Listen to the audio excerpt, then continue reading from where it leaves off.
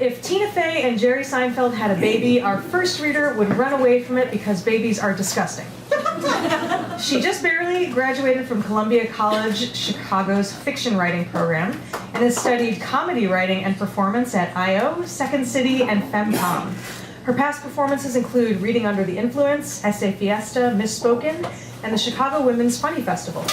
An ornery educator by day, is there any other kind? She spends her nights making up songs about her dog, Brick.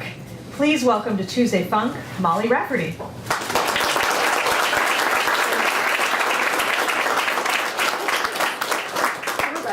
We're good height here. That worked out really well, thanks. Hi, I'm Molly.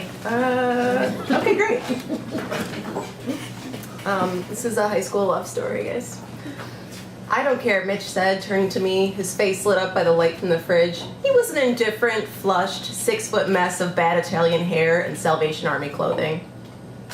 We were in his garage, debating whether or not the malt beverages his mom kept out there would be missed. His response was good enough for me, so we greedily snatched 5 or 6 each, hooking our elbows around the cold glass bottles, keeping them close to our bodies so as not to drop them in our 15-year-old drunkenness. We left the garage and entered the backyard, the smell of burning leaves and the glow from the bonfire leading us through the dark and towards the shack. Apparently, nightfall had brought dew, and I was no match for the wet grass in my flip-flops. I slipped. The bottles clinked together, and before I knew it, I was on my ass on the soggy ground. With his own arms full, Mitch lunged out a leg, as if that was going to catch my fall. "Shit, I'm sorry," he said, disappointed in his own efforts. I sat, legs out in front of me, arms tight around the bottles, which I had managed to keep safe. The impact of my ass hitting the ground had knocked my face free of any expression. "Keep going," I instructed him. He ignored my request. Instead, he put his bottles down on the wet earth, went around behind me, bent at his knees. I gripped my bottles tighter, and my eyes bulged a little as he slid his hands in my armpits and hoisted me to my feet. Mitch stood behind me for a moment, his hands resting around my rib cage. "You good?" he asked, and though he was behind me, I knew he had a smile on his face. "Fuck you," I said, laughing as I shrugged free of him. I did a lot of things for humor's sake.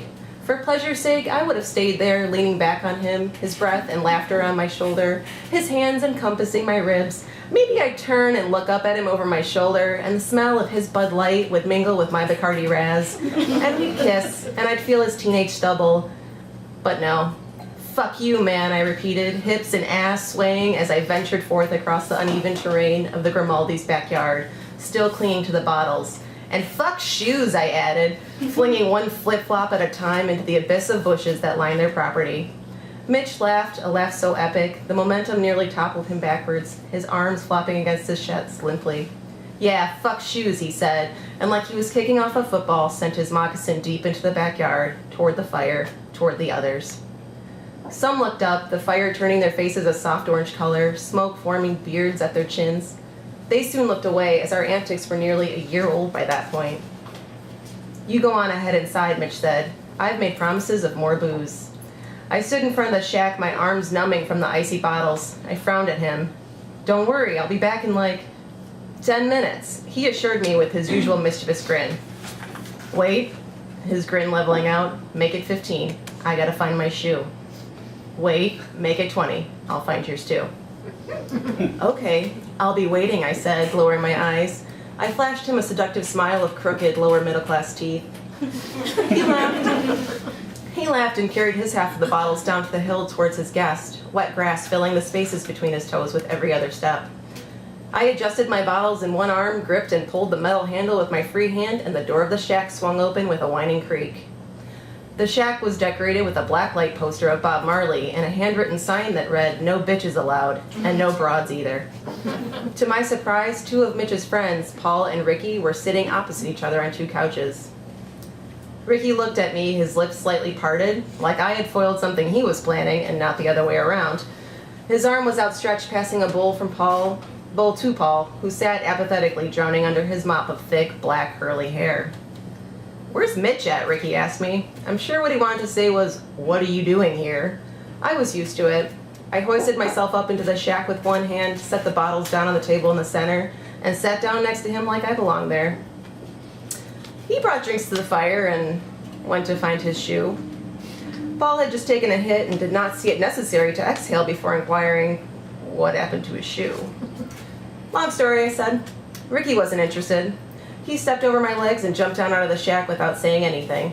I hoped Paul would leave too. Besides wanting to get Mitch alone, I just wasn't sure what I could possibly have to say to someone wearing Birkenstock clogs. You want one of these? I gestured toward the bottles. Sure, he said. He popped two open using only his lighter.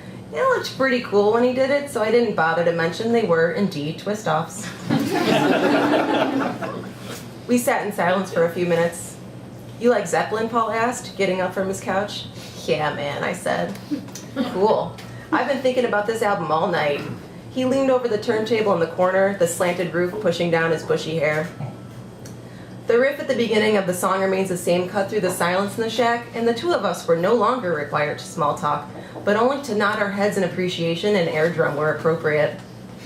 I had a dream. Oh yeah, crazy dream. Paul picked up the bowl again and repacked it. You want some of this, he said. Yeah, I guess. You can have greens, he offered, being a gentleman. But you should come sit over here. I don't really feel like passing across the table. Now that seemed awfully lazy to me, but I obliged him. We passed back and forth a couple of times. I wondered about Mitch, about how he must have been gone for at least 10 minutes at that point. Probably more. I imagined him crawling around in the marsh beyond the fire on his hands and knees, calling to his moccasin by name. George! George! I didn't know for sure that his shoes had been named, but he was the kind of kid where it wouldn't have surprised me. I smiled to myself. Paul cashed out the bowl, and by the end of the rain song, I noticed he was shoulder to shoulder with me, leaning on me more than just a little. I didn't know if it was intentional, or maybe he was just absent-minded, and maybe I should just scoot over, but I didn't. Paul put his thick arm covered with green, red, and white cloth bracelets around the back of the couch, but not necessarily around me.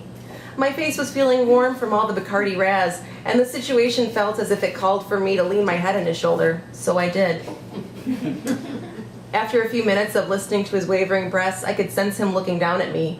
Then his hand was on my thigh, and then when I looked up at him, all I could see was this mass of thick, black curls and two oversized lips coming at me. I had never felt someone else's lips on mine. I had never felt someone else's tongue examining the ridges on the roof of my mouth. I was surprised by how wet his mouth was, especially for someone smoking that much pot on a daily basis. I wanted to keep kissing. I knew sooner than later my brother would be heading in from his partying, and he'd come to pick me up, and then I'd be home, quietly working my way up the stairs to my room on all fours, gripping at the carpet, separating it from the stairs when my balance was lost, only to find my older sister in my bed watching a foreign film with my VCR because it was more comfortable than her room, and I'd be relatively indifferent to sharing my bed with her, and I'd crawl on in next to her with my clothes on, and she'd look at the back of my head accusingly and say, "You stink like liquor." And I'd say, "You stink like liquor." And then I'd laugh at my own sorry comeback. And she'd click her tongue and roll her eyes and her body back towards the TV. And I'd pass out with a satisfied smile on my face. I'd wake up the next morning, the area around my lips would be dry and red, a funny taste in my mouth, and I'd laugh to myself. I would have never had a morning after before. I just wanted to keep kissing. So when during dancing days I felt his hand slide down my waist, down to my hips, attempting to undo the hook on the pinstripe pants I bought in the men's section of the thrift store, I snatched it. I didn't want him to touch me there for a few reasons. Number one, I wasn't ready. This was my first kiss after all. Why did I have to move on to something else right away? Couldn't I just have this moment and then some other time do a little more and then a little more? Number two, I was insecure about my vagina. I thought maybe my vagina was defective in some way, that he'd feel around down there and decide that of all the vaginas he had examined, mine was definitely inferior. I had read in 17 magazine in an article entitled, "Is Your Guy Too Hands-On?" that you had several options when it came to a boy getting all grabby with you. This was before the days of consent. Most of them involved some sort of verbal communication, which I didn't really consider an option, seeing as he was wearing a shirt that said, "Save water, drink beer." But one suggestion was to guide his hands away from where you didn't want to be touched to a place where you were more comfortable. So I guided him up to my chest. He slipped his hand up my rhinestone-covered Marilyn Monroe t-shirt. He investigated the underwire of my bra, but it proved too much for him. Giving up on the bottom, he attempted to go down my shirt instead, stretching the collar and leaving a red line across the back of my neck and nearly choking me.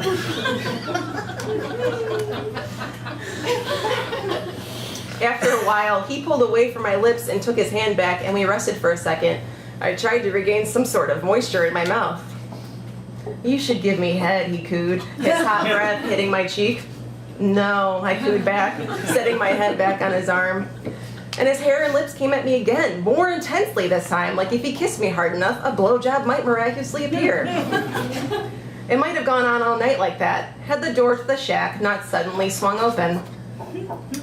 We broke apart as Ricky jumped onto the couch across from us, followed by his friend Dan, and finally Mitch. Mitch said nothing.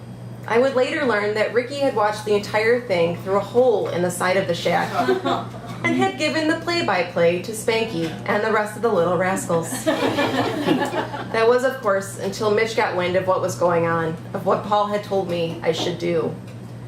I could feel my face reddening, but I still tried to make eye contact with Mitch. He wouldn't look at me. He just kept staring down at his feet, one with a moccasin, one still bare. Thanks.